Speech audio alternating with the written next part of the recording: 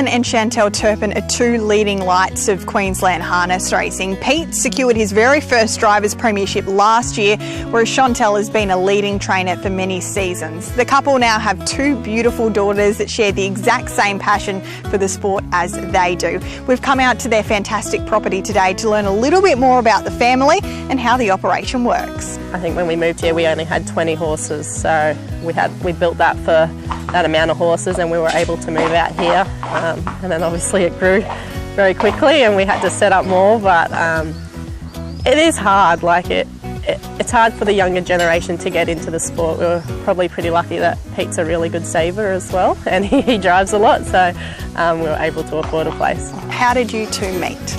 We probably just grew up together. We used to do the mini trotters together. Grew up, and then we started dating when we were 16. In terms of who made the first move, Pete, be honest. Oh, I would say she did. How could she resist? Negative. So the mini trotters is something that you both came through, and that was obviously an important part of your involvement in the sport, Chantel? Yeah, it was. Obviously the mini trotters is a very important part for the younger kids coming through. It gets them interested and learns the ropes to get onto the bigger ones.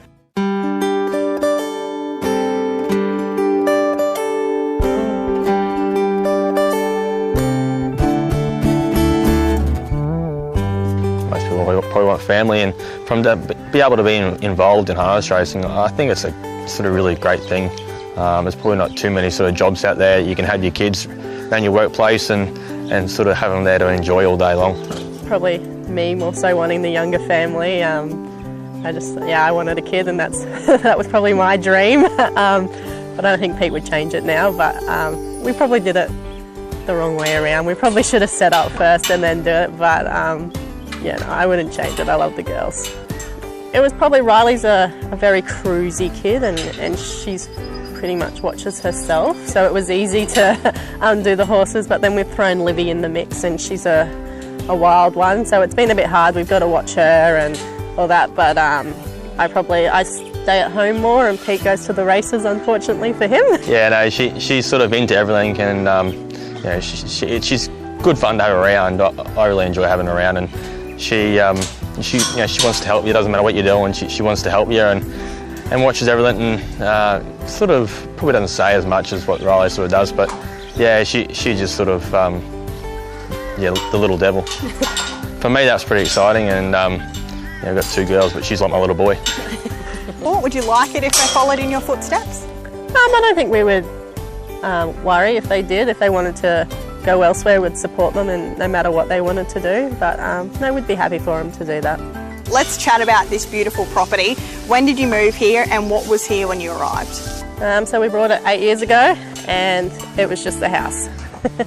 So Pete designed a little bit of it, and I designed a little bit. We have conflict, but no, there's a lot of work gone into it, and we're pretty proud of it. I think from the time we sort of drove into this place, it was, it's very secluded. You just sort of drive in it, you just feel at home, and it's just so quiet, and straight away we just fell in love with it, and sort of it all started from there, and it was sort of slowly set it up. Obviously it takes a little time and money, but sort of getting there, and today it's pretty happy with it really. I think with the hill and the sand and all the rest, they really get their fitness good, and you don't have to sort of over-capitalise on them. You can sort of just go along steady and just work to what suits the horse. We swim like everything that has bad legs, they all get swum, and if we think they're a bit fat, we'll add swimming into their regime and that, but I'd probably say half of them swim after they jog. The Tab Constellations, it's always an exciting time. There's going to be plenty of interstate interest, but who in your team are you targeting towards the bigger races? It'd be lovely to have a horse in the Rising Sun. Which horses would you like to see, or which horse would you like to see if you could choose one? You've got a couple of nice 4 and 3-year-olds. Black Sedance and Will the Wizard, it'd be lovely to sort of see them get an opportunity to race in a race like that. Obviously Will the Wizard when Angler went racing the Chariots of Fire, there was nothing wrong with his performance. I think he broke sub-50 his own time, so back on home soil, I think he'd do a pretty good job. Turpin right lines, Will the Wizard, Black Sedance and Will the Wizard, Black Sedance, Will the Wizard takes over, powers away, and Will the Wizard takes it. Will the Wizard beats Black Sedance. Big Wheels, and for the Oaks we'd probably have Dance in the Sun. Triad night, the heavens opened. It's not ideal conditions for anybody involved, particularly babies, and you're drawn well and sort of have that pressure on you to hold a position. Talk us through the race. We're pretty confident realistically. He'd had a pretty good sort of lead up. And obviously the good draw, barrier 1, you couldn't plan any better. So with the rain, it probably helped a little bit as well. It makes it probably a little bit harder for the back markers to get into it. So everything sort of went quite well. He led pretty easy, and the rest is history. First Group 1 must have been such a big thrill. Yeah, it was. It was pretty exciting. So we raced his mother as well, and John Paulson decided to breed with her. So it's great to have the lines coming through. Tell us about trotters. Is that your job? Is that your passion, or is that Pete's passion? I've grown up driving the trotters and won a few premierships of the trotters, so that's something that I will treasure. And I think trotters are gaining momentum in Queensland as well.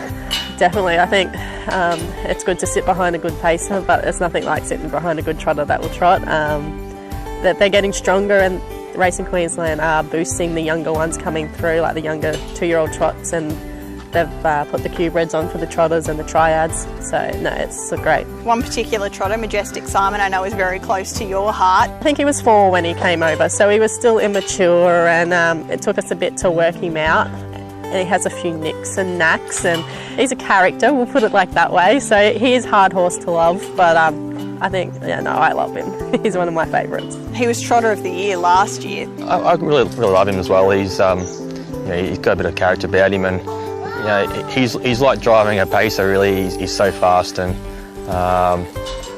he's just a whole lot of fun to drive and to have around the place. And so for me, it was lucky for me, but unfortunate for Chantel that the night of the DJA final, she had Riley's dance concert and opted that way, and I got the drive, and it was pretty exciting to be able to win for the stable and for all the owners as well. Ross Patrick owns him, and he's been super supportive of the stable, so it was great to be able to get a feature for him as well.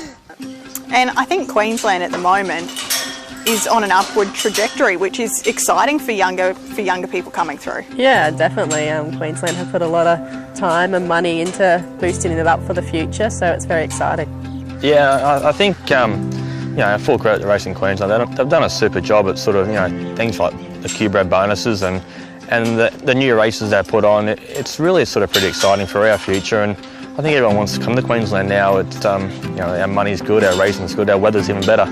But I think moving forward, I think there's still a few more things they can do, but it definitely does look like we're setting up a future for the next 10 years or more.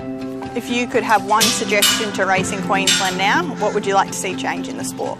Oh, we definitely need more tracks. It gets a bit boring racing at Albion Park and Redcliffe every day of the week. It would be great to get a track in this area, wouldn't it? There's so many people out this direction. It really does need to happen. Obviously, we've got Marburg, which isn't too far away, but we really probably need a big complex, maybe even with some sort of training facilities there for the younger generation. You were the youngest person to reach 1,000 driving victories, so obviously from the very start you were successful, but did you have a goal when you started driving of any number in a particular time? And that goal, I guess, that was something pretty amazing. Did you realise at the time how significant it was? Early days it was sort of just, I just used to love going to races, I just love winning races. There was no real goals other than just to keep winning. Once the 1,000 got a little bit closer, it became sort of a bit of a goal or an ambition, and it was a pretty exciting moment to be able to do that. Is this where your future lies? Do you see you guys being here for the rest of your days? Is this where you'd like to be in Queensland? Yeah, I think so.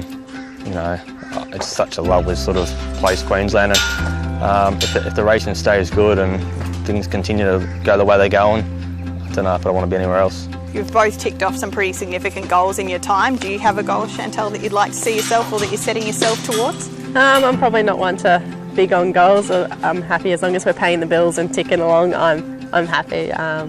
Probably spend more family time, maybe. Sort of really enjoy just sort of spending time at home with the kids and even just doing a bit of mowing and different stuff. I really enjoy that. So as much as I love going to races and racing, at the same time, a bit of family time would be nice.